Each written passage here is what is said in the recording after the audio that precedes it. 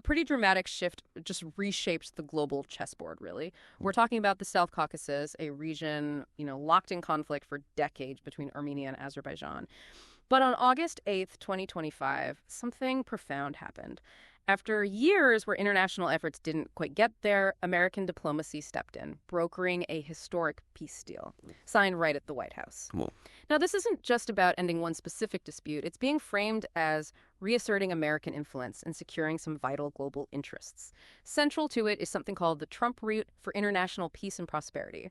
It's a transit corridor designed to directly challenge Russian and Iranian influence by embedding U.S. interests deep in Eurasia. So what does this reported Trump route actually mean for trade, for energy, and maybe freedom in that critical part of the world? Welcome, everyone, to the Deep Dive. Today, we're doing exactly that, diving deep into this U.S.-brokered peace agreement. We want to unpack what's in it, what it might mean for the region, and why analysts are calling it such a big moment. And to do that, we've looked at reports from places like Newsweek, Politico, PBS, and also some more specialized analysis from the Geneva Center for Security Policy and the Times of Central Asia. Our mission, as always, is to pull out the key insights for you. Okay, so to really get why this deal is significant, we kind of have to look back, don't we? The history between Armenia and Azerbaijan, it's long, it's difficult.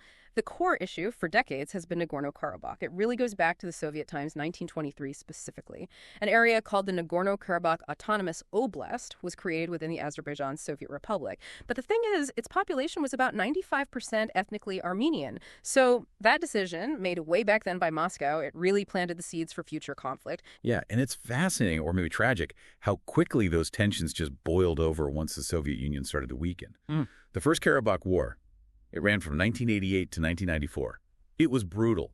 We're talking around 30,000 people killed, hundreds of thousands displaced, becoming refugees. It was devastating. And when the fighting finally stopped with the ceasefire, Armenian forces controlled not just Nagorno-Karabakh itself, but also a significant chunk, maybe 20% of Azerbaijan's territory around it. That left this deep wound, this frozen conflict for decades. Right. And during that first war, the U.S. took a pretty unusual step, policy-wise. Section 907, I think. That's right. Section 907 of the Freedom Support Act, passed by Congress in 1992. It was a direct ban on U.S. government aid to Azerbaijan. Azerbaijan was actually unique among the former Soviet states in facing this ban. The reason given was Azerbaijan's blockade of Armenia during the war. So yeah, it immediately made the U.S. look less like a neutral party. So how did that policy, Section 907, affect America's role as a potential mediator in the years that followed? Did it complicate things? Oh, absolutely. It was seen as a real impediment.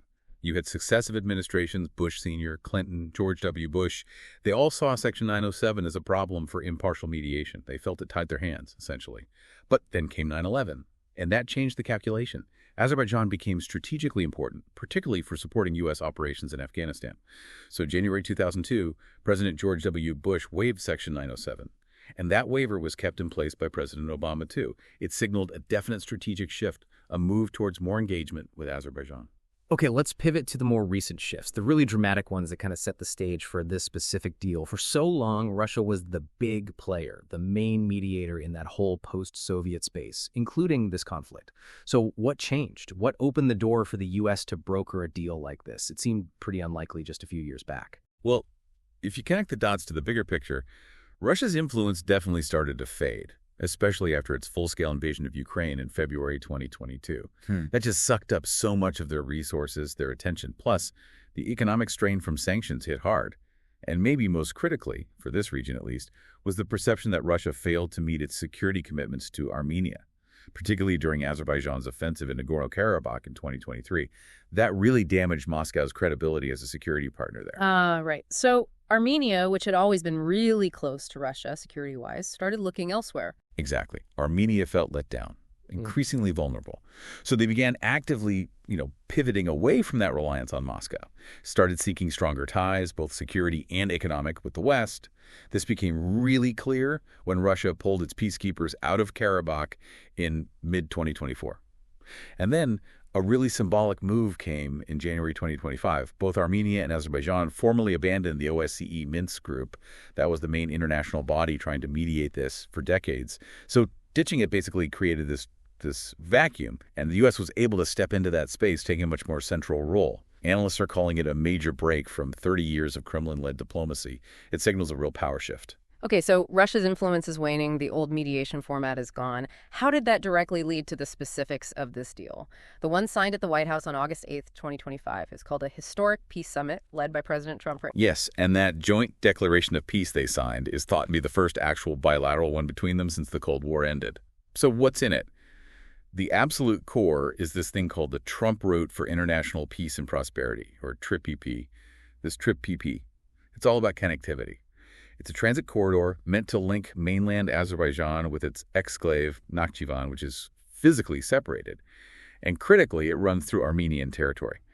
This specific route, often called the Zangezur Corridor by Azerbaijan or the Shunik Road by Armenia, has been a huge sticking point for years. Getting an agreement on this road is, well, it's pretty remarkable given the history. And the way it's structured, with the U.S. role in that very long time frame, that really jumps out as unique, doesn't it? It absolutely does. This is where it gets really interesting. According to the reports, under this deal, Armenia granted the U.S. exclusive special development rights for the land along this 27-mile corridor. And get this, for 99 years. The plan is for the U.S. to then sublease these rights to a consortium. They'll build railways, oil and gas pipelines, fiber optic cables, maybe even electricity lines. The stated goal is to allow smooth, unimpeded transit and trade, but, and this is key, while respecting Armenia's sovereignty over that land. It's a massive long-term U.S. economic and security footprint right in the middle of Eurasia. It really embeds U.S. interests in a way that could reshape things for a long, long time. And apart from this huge corridor project, what else was in the agreement? Any other key parts showing this deeper U.S. engagement? Yeah, a couple of other big things. First, the U.S. committed to fully lift the remaining restrictions on defense cooperation with Azerbaijan. That means formally waiving Section 907 for good, reversing that original aid ban we talked about. Second, the deal involved the formal dissolution of that OSCE Minsk group. Both Armenia and Azerbaijan apparently requested it, saying it just wasn't relevant anymore. And beyond the main peace treaty, both countries also signed separate bilateral deals with the U.S. Things focused on boosting cooperation in energy, technology, the economy, so it signals a much broader, more sustained U.S. involvement across the board. Okay, so stepping back from the specifics, this deep dive really shows potential ripple effects far beyond just Armenia and Azerbaijan. It paints a picture of a significant geopolitical realignment, doesn't it? It really does. The geopolitical impact could be huge. Analysts see it as a major blow to Russia's traditional dominance in the South Caucasus. It's seen as part of a maybe broader revival of American influence there. It directly challenges those spheres of influence that Russia and Iran have long considered their own. And importantly, it opens up new potential routes for trade and energy that bypass those traditional powers. And how are the neighbors reacting? Turkey, Georgia, what are the implications for them? Well, Turkey seems pretty positive about it, reportedly. These enhanced transport links going east through TRIPP offer new economic opportunities for them. Yeah. And many think it could even pave the way for normalization between Turkey and Armenia, which would be huge. For Georgia, it's maybe a bit more mixed. There are some concerns, that they might lose some of their strategic importance as the main safe corridor bypassing Russia and Iran. Will Western aid or focus shift? That's a question. But it's important to say many in Georgia are also optimistic. They see regional stability as a good thing overall, and they see it as maybe helping their neighbors escape Russia's orbit, which they view as positive in the long run. A stable Caucasus with multiple links might be safer for everyone. And the economic side of this. It sounds like there could be some really big benefits, not just geopolitically. Oh, absolutely transformative, potentially. For both countries, think about it. Just reducing military spending could free up enormous resources. Armenia, for example, might save almost 3% of the GDP annually. That's money for investment infrastructure, people. Then there's foreign investment. If the region is seen as less risky, you could see a major jump in FDI. Some estimates suggest Armenia's GDP could get a 5–6% boost just from a 20% increase in foreign investment inflows. Public finances improve too. Lower risk means lower borrowing costs, saving millions in debt payments. So the TRIPP corridor isn't just lines on a map. It's potentially a massive economic engine. Exactly. It's designed to create faster, cheaper trade routes. This could finally end Armenia's relative economic isolation, reconnecting it to markets. At the same time, it strengthens Azerbaijan's role as a hub between Europe and Asia. The numbers being floated are pretty striking. Armenia's economy minister, Vahan Karobian, apparently projected that fully unblocking transport could boost Armenia's GDP by 30% in just 2 years. That's huge. Plus, think about resource cooperation. Armenia has water but needs energy. Azerbaijan has energy but needs water. There's natural synergy there. And of course, more stability generally means more potential for tourism, which helps local economies. Okay, this all sounds very promising, almost revolutionary for the region.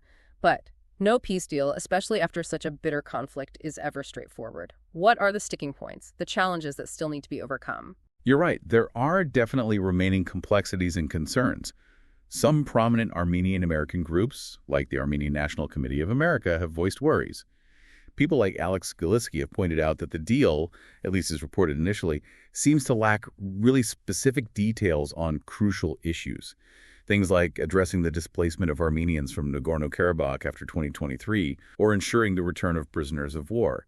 They argue that lasting peace needs to tackle these humanitarian issues head-on. And just the practicalities of making this Trump route work. Given the history there, that sounds like it could be tricky. It does. There are still questions about exactly how it will be implemented day to day. How do you balance Azerbaijan's desire for, quote, unimpeded passage with Armenia's insistence on maintaining full sovereignty and control over its territory? Finding that practical balance that satisfies both sides will be absolutely critical. And, we can't just brush aside the decades of mistrust between Yerevan and Baku. History weighs heavily in the Caucasus. Peace deals have unfortunately fallen apart before because that underlying trust just wasn't there. Building that will take time, maybe generations. And are there external players who might want to complicate things? Russia, Iran? That's a definite risk. For instance, Armenia might need to amend its constitution to remove references to Nagorno-Karabakh as part of the deal. That's politically sensitive internally, and it's potentially vulnerable to external meddling, especially from Russia, which doesn't want to see U.S. influence grow like this in its backyard. And Iran is also watching closely. They're reportedly quite wary of a larger U.S. presence right on their northern border. Any sense that Armenian sovereignty over that route is weakened, or that it competes too much with their own transport corridor plans, well, they see that as a threat to their interests. So navigating this complex web of regional and external actors is going to be crucial for this deal's long-term success. So this deep dive really paints a picture of a potentially huge shift in the South Caucasus. It shows how determined U.S. diplomacy, hitting at a moment of global change, might unlock situations that seem stuck forever and significantly boost American influence. As these new connections potentially open up, here's something for you to think about. How might the way this U.S.-brokered framework plays out its successes and its challenges offer lessons? Could it inspire similar approaches in other long-running conflicts, especially where old powers seem to be losing their grip and new realities are taking shape?